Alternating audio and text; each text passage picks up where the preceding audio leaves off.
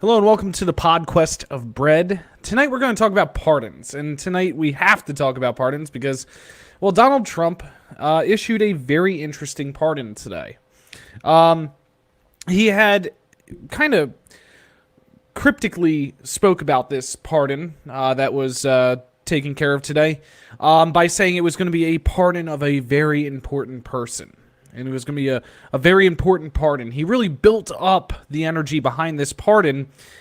And, well, it kind of fell a little lackluster. And it kind of fell a little short of what I guess he planned it to do and what he planned it to be. So, today, Donald Trump announced that he was going to be posthumously pardoning Susan B. Anthony 114 years after she died. Now, anybody that knows Susan B. Anthony, she was a major leader in the women's suffrage movement. She helped to lead the charge towards women getting the right to vote.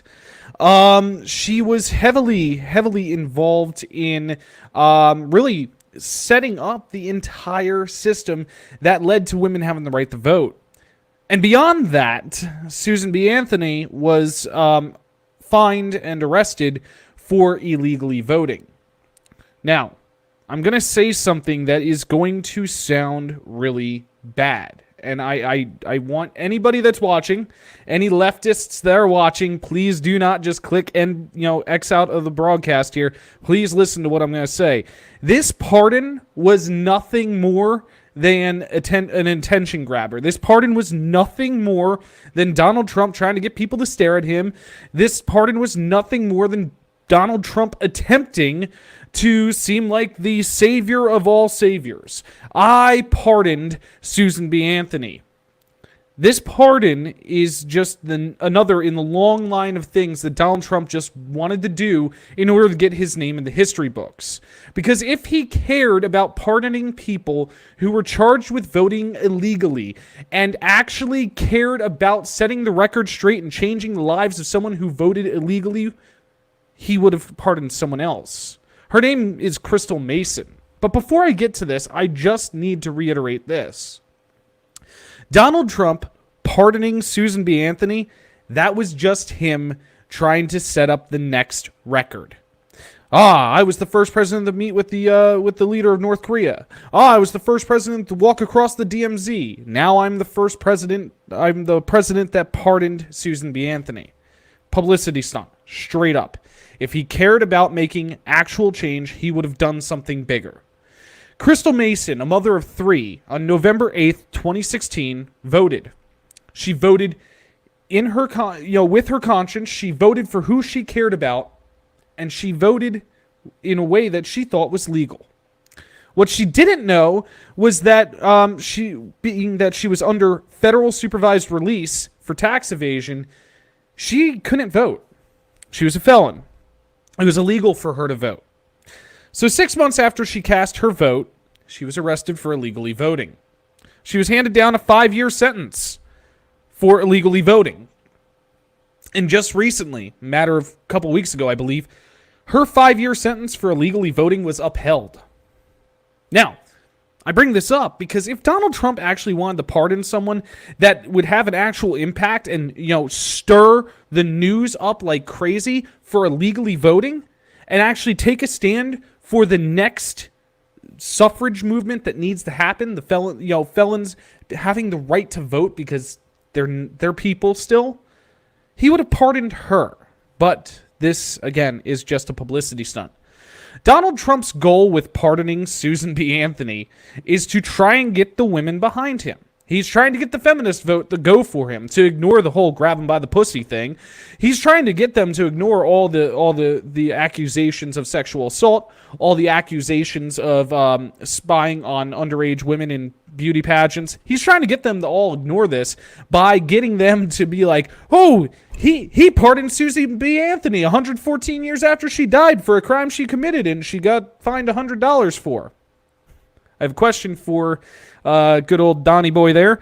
Being that you pardoned Susan B. Anthony and all that fun stuff, is her family going to get that $100 back and make it comparable to today's money? Let's carry through with this pardon a little bit, a little reparations there. But again, if he actually wanted to make a statement, if he wanted to spin the news cycle for the next 2 to 3 days, if he wanted to completely distract from the DNC convention, like I know he wanted to do with pardoning Susan B. Anthony, he would pick someone else to pardon. See, the bigger conversation here to have is this. Do felons have the right to vote? Now, this conversation gets split up into two sects of people. You have the people that say, yes, felons have the right to vote after they have paid their debt to society. And then you have the people that, like myself, that say, felons have the right to vote. They're people. I don't give a shit if they're locked in a jail or not. They are people. And we can talk about how we don't treat prisoners like people on another podcast episode. But no matter what, felons have the right to vote. If Donald Trump wanted to make a statement, if Donald Trump wanted to absolutely blow apart the media, he would have pardoned Crystal Mason. That would have set a precedent to discuss felons having the right to vote. That would have set a precedent for actual voter discrimination. We would have had an amazing news cycle for 2 weeks, at least, guaranteed. He would have distracted from the entire shit show that is the DNC convention. He would have distracted from any stupid bullshit he does for a while. And, you know, yes, us leftists, we wouldn't have given two flying fucks and a damn. I mean, it wouldn't have mattered to us because, you know, it's entirely far too late. I mean, if he actually cared about it, he would have done it, you know, when he first got into office. But he would have spun the news cycle. He would have made some noise, and he would have actually accomplished some good, positive change. I'm going to go here, though. Why didn't he pardon Crystal Mason? Is it because she's a black woman? Is it because she's a living woman? Is it because maybe he doesn't give a shit if felons can vote? Is it because if he sets the precedent for felons voting and we were able to strike down the laws that prevent felons from voting, they probably would vote for Biden over him and he'd lose in an even bigger landslide? Who knows? But here was yet another in a long line of things where Donald Trump had the opportunity to make positive change and actually make some sense of good out of this horrendous shit show of a presidency, and he didn't. Here we had another situation where Donald Trump could have actually accomplished something. He could have actually helped someone out, and just like that, he doesn't. Kind of reminds me of those 4 executive orders that he put through just last week, trying to protect people from coronavirus. You know, the whole renters one, even though it doesn't protect all renters, the whole student loans one actually helps people with student loans. The other 2 have horrible stipulations in them that don't help anybody. This is just yet another in a long line of things that Donald Trump could have done to actually make change. And what's he do? He fucks it all up. What's he do? It backfires on him. The media was right on it. They hopped right on this. This is a standard Donald Trump style thing.